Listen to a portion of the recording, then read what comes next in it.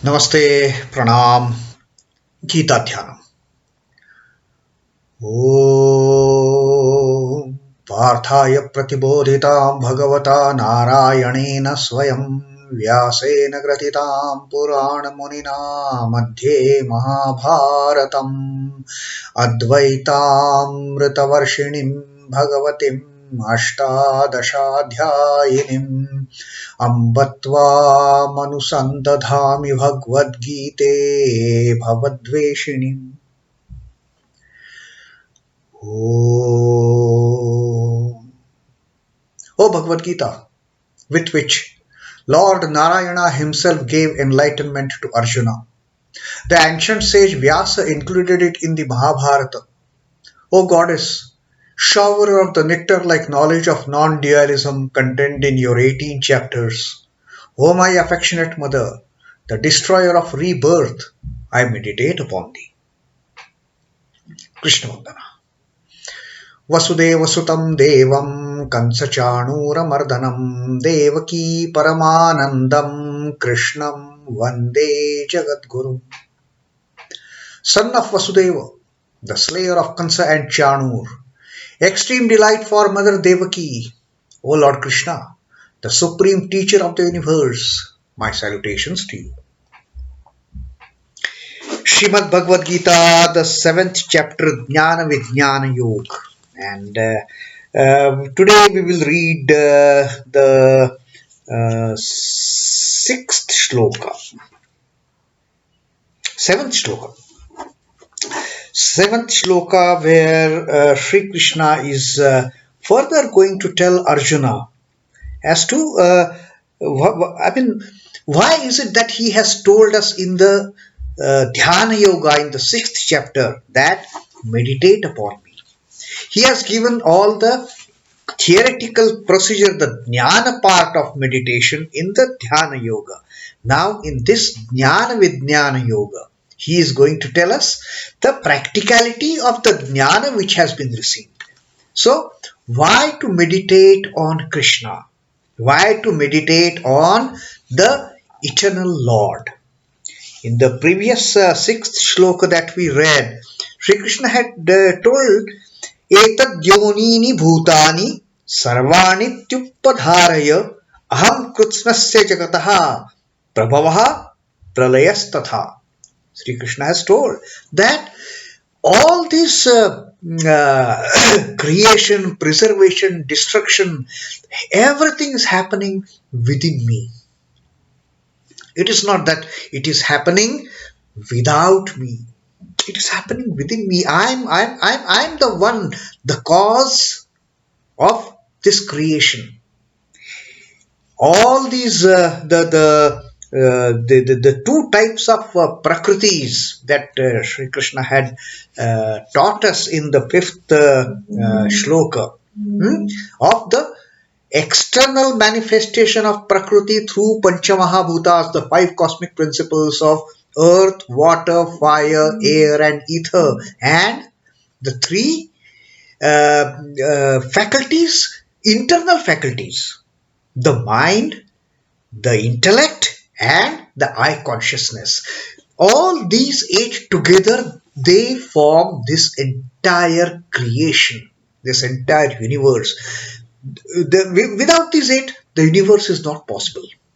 We won't be able to perceive the universe. We won't be able to see the universe. We won't be able to even think about this universe without these 8 elements. The 5 external and the 5 internal. And Sri Krishna had told us that even these 8, they are of a very lower nature. There is one, the life force, which is the far superior, and all these 8 along with the life force, with this the universe come into existence, and this entire thing, all the jivas, all the living beings, this is like a womb. This universe, these 8 principles and the life force, they form the womb for creation of all the living beings. And aham kritsnasya jagataha prabhavaha pralayah tatha, he said. This entire creation is within me. And I am the creator. I am the preserver. I am the destroyer. This process of creation, preservation, destruction of the universe, of the creation is because of me. I am the origin and I am the dissolution. It gets born in me. It sustains in me. And it gets dissolved in me. So I am the ultimate. Know for sure. And now in the 7th shloka, Sri Krishna is telling us further. mattaḥ parataраṁ nānyat kiñchid asti dhanañjaya mayi sarvam idaṁ protaṁ sūtre maṇi-gaṇā iva.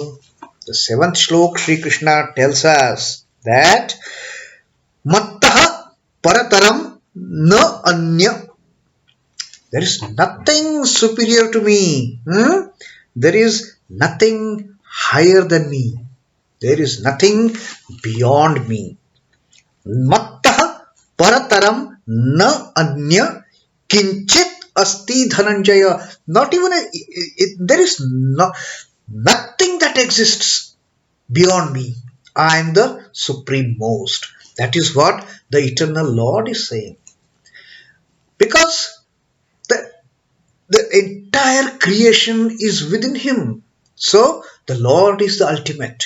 And therefore he says, nothing else is beyond me. Nothing else is higher than me. I am the supreme most as far as this entire thing is concerned. Mayi sarvam idaṁ protaṁ. In me, everything is strung. Sarvam idaṁ protaṁ. Protaṁ is strung.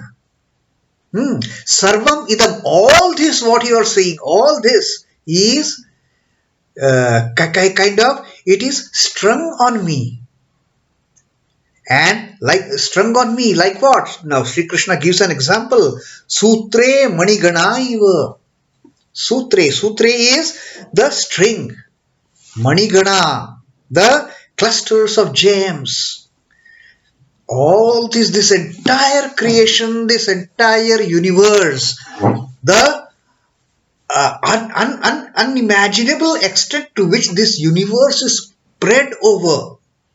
This universe is strung on me, like all those lustrous gems are strung on a piece of string, one thread, and that thread, so many different types of gems and diamonds and pearls, they are strung together just with one string. And Sri Krishna says, this entire universe is strung to me as the necklace made out of various gems with a single thread. So, in short, he wants to say that the eternal Lord is the ultimate entity. That is the all in all. Sarvam idaṁ. The eternal Lord is sarvam idaṁ. Everything exists in the Lord. Everything originates in the Lord, sustains in the Lord, goes back, dissolves in the Lord once again, till the next creation. There is nothing whatsoever higher than me. Look at the statement. Look at the statement that Sri Krishna is making to Arjuna, and he is addressing him as Dhananjaya. Dhananjaya is the gatherer, the beholder of all the riches. And to such a person, to such a Dhananjaya, Sri Krishna is telling, I am the supreme most. This entire thing is strung on me like various lustering gems and jewels and diamonds and pearls. They are strung to one thread. Therefore, Sri Krishna is addressing Arjuna here as Dhananjaya also, possibly that is the reason. Because he is giving an example of that beautiful necklace kind of garland of a jewelry. The producer, the sustainer and the withdrawer of the universe is Ishvara. Because he has told us everything, I am the origin and everything comes back to me. That Sri Krishna very well told us in the 6th Shloka. There is no power extraneous to him to interfere with his work, great or small. Nobody can come and just interfere in the ways of the Lord. There is no other power, Shakti, which can come and play in the play of Lord.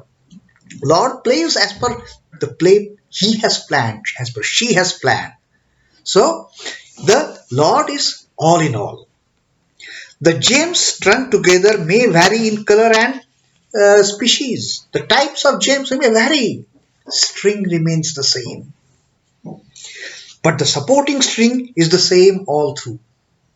We may have one diamond which is red in color, one jewel, one which is blue in color, one maybe orange in color, crimson in color. So various hues and types of gems and the diamonds and the pearls, they might be of various nature, various types. But all these various types of gems and diamonds and pearls and all those shining uh, uh, precious stones, they are strung on the same thread. The thread is the commonality.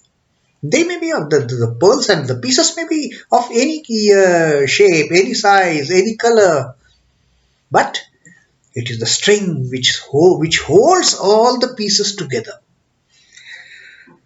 The universes sustained by the Lord may in the same fashion vary in their appearances.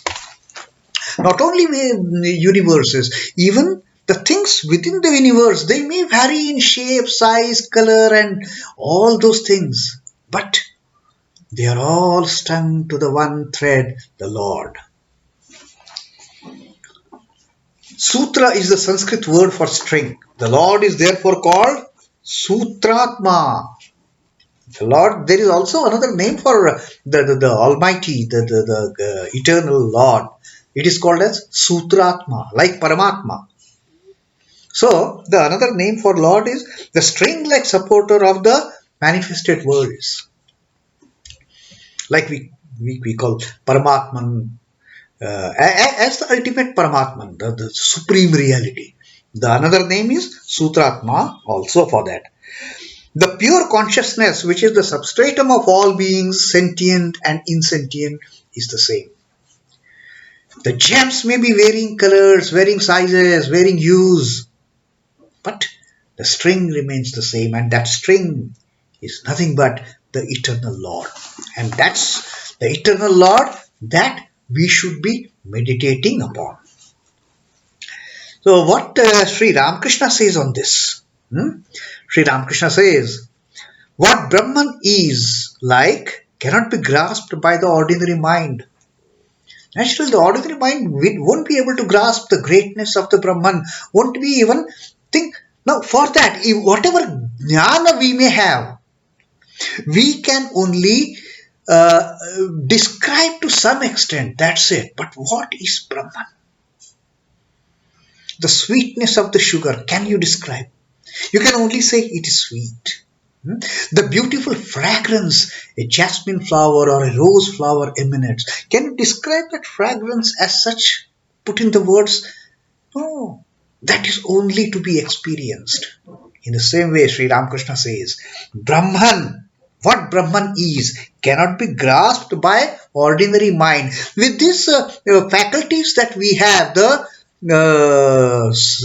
sense organs, which make us perceive the world, external world. These are not sufficient to know the Brahman. And even the ordinary mind is not sufficient to know the Brahman.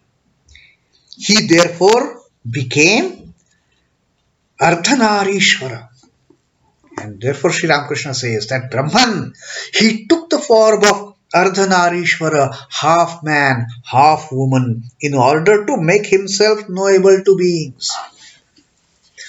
Then came that form, the formless, the indestructible, indescribable, indivisible Brahman could not be comprehended by ordinary minds. Sri Ramakrishna says, therefore, that Brahman took the form of Naranarishwara, Ardhanarishwara, half man, half woman. This form of his indicates Purusha and Prakriti. Now, like Sri Krishna has told us about which are the elements of Prakriti. He told us the elements of Prakriti as those Pancha Mahabhutas and the internal faculties which help us seeing the Prakriti outside, which help us perceive the manifestation of Purusha as Prakriti. So Sri Ramakrishna says that is the reason the Brahman took the form of Ardhanarishwara, half man, half woman, indicating the union of Purusha and Prakriti. The female aspect of the Brahman, of that Ardhanarishwara form, is the Prakriti. The Purusha aspect, the male form, the male aspect of that Brahman, of that Ardhanarishwara, is the Purusha. This form of his indicates that Purusha and Prakriti are but two different readings of the same reality. He has further materialized himself into sentient and insentient. Therefore, nothing is alien to him.